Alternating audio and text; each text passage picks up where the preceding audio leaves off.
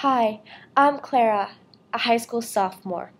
But last year, during my freshman year of high school, I've been working on a very exciting project that can be applied on Drosophila flies and can potentially have an impact on physiological studies around the world.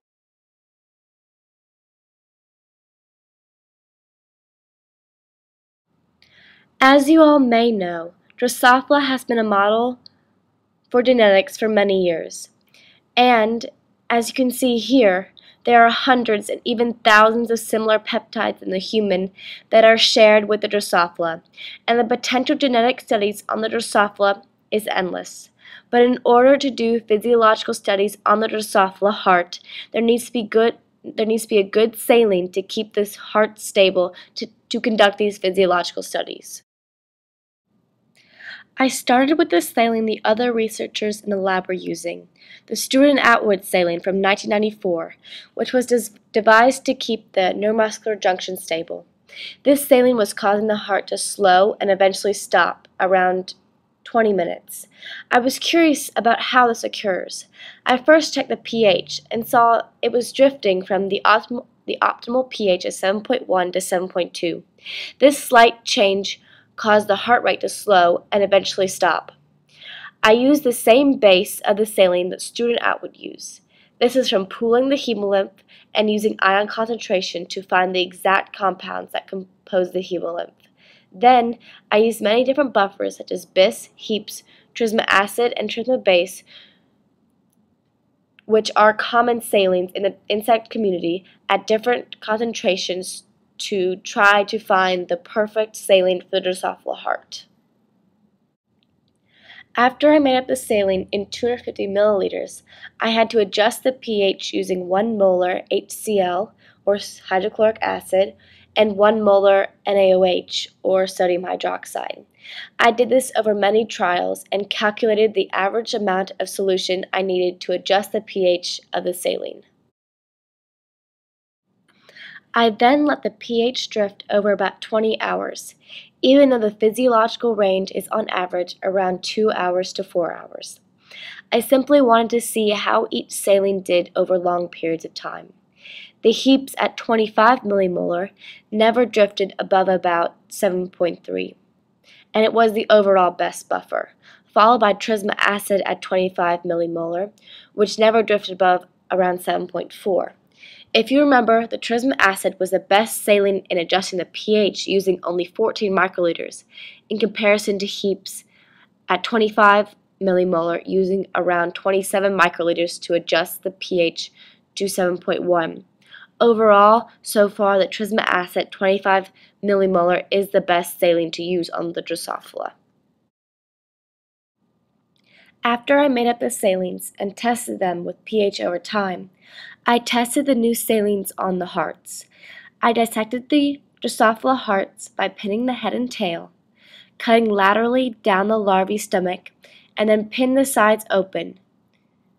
I then removed all of the excess tissue so I could actually see the heart beating in the microscope.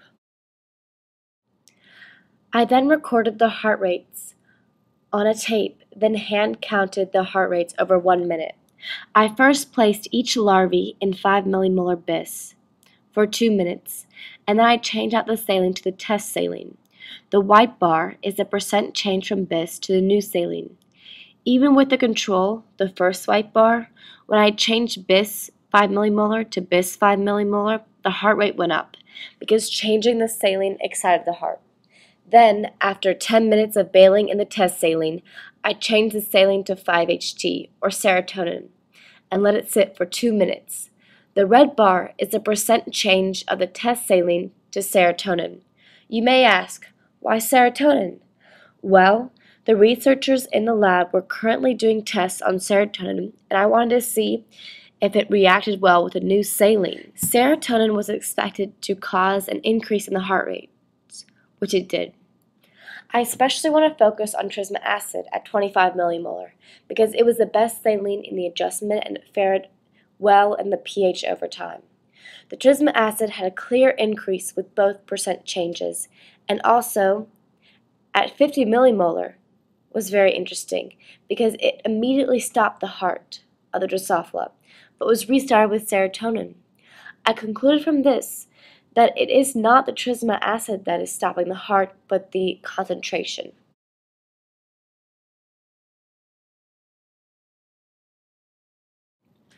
I also wanted to see if the trisma acid at 25 millimolar also worked as well in the CNS and neuromuscular junction, or central nervous system. I dissected the larvae to test the central nervous system by cutting on the back of the fly, pitting all four sides and removing all excess tissue until all that was left was the body wall muscles, and neural circuitry. Then I cut the nerve roots at the caudal end of the Drosophila and sucked one up into a stimulating electrode. And then I stabbed muscle 6 with a recording electrode. Then I stimulated it and recorded the response in the muscle. I stimulated 5 pulses at 40 Hz and saw the recorded response over 10 seconds. The top graph is just the pulses in the trisma acid, while the second is the pulses with the serotonin, or 5-HT. Both the saline and the serotonin were consistent within themselves, and the serotonin had an expected larger response. This is a graph of the change in response from trisma acid to trisma acid with serotonin, and there is a clear increase. The dots that you see is the raw data, and nearly everyone had a very large increase from just the trisma acid to the trisma acid with serotonin. The trisma acid was very good with the CNS, and I wanted to see if it was as good as the original Stewart and Atwood bis at 5 millimolar with a neuromuscular junction. So I dissected the neuromuscular junction very similarly to the CNS, except instead of cutting the nerves at the caudal end, I cut at the base of the brain. I sucked one of the segmental nerves into a stimulating electrode, and then I had a recording electrode in muscle 6, segment 4.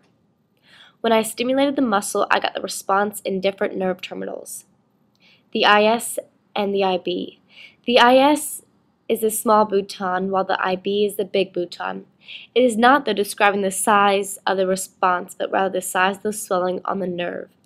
The IB is the small response, and the IS should be the slightly bigger response, while the combination of IS and IB responses caused by a larger stimulation should be around double of the IS response, which it is. Then I did an overlapping graph when I stimulated both bis and trisma acid in 40 Hz over 50 pulses to see the direct comparison, and they are nearly exactly the same.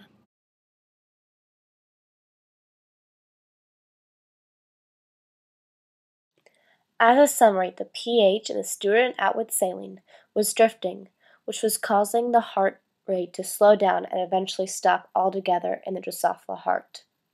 I tested different buffers such as heaps, bis, trisma base, and trisma acid at different concentrations to see which would be the best saline. The trisma acid was not the best in the pH drift, but it also wasn't the worst. And I had to add the least adjustment solution to adjust the pH to 7.1. The trisma acid was also very good and stable with the heart rates, and worked very well with both the central nervous system and the neuromuscular junction. I would recommend the trisma acid at 25 millimolar for further Drosophila studies on the heart, neuromuscular junction, and central nervous system. Thank you for listening to my presentation on improved saline for Drosophila. I feel like I'm back in the 1800s with Sidney Ringer, developing the saline for frog muscle functions, and now it's in your IV bags. Who knows how far this saline could go? And I really hope that now this opens the door for people to do further genetic studies on the Drosophila heart. Who knows the potential genetic studies that could be done now with this good saline that could keep this assay over long periods of time. And I'm hoping to get this paper out very, very soon so people can use this saline around the world and know that this is out there. I would very appreciate your comments below. Thank you.